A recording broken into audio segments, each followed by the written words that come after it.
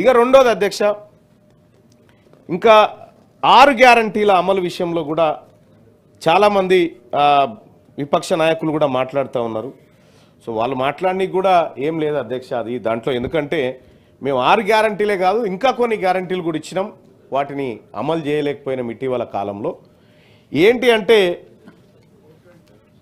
ప్రధాన ప్రతిపక్ష నాయకుడు అసెంబ్లీ గారిని సభకు తీసుకొస్తామన్నాం, తీసుకురాలేకపోయినాం, అదొక గ్యారంటీ ఫెయిల్ అయిపోయింది మాది.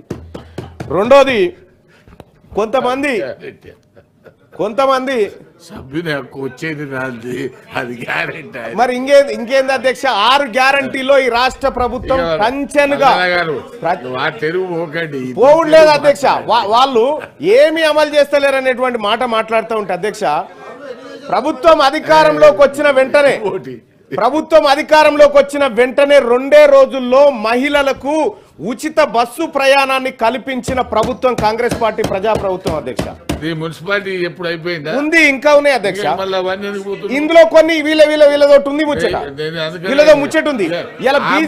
పోకండి దీని మీద సార్, బిల్లు మీద మీ అంశాలు బిల్లు మీదనే సార్ చెప్పండి. నేను ఇక్కడి నుంచి అక్కడికే పోతున్నాం సార్. దయచేసి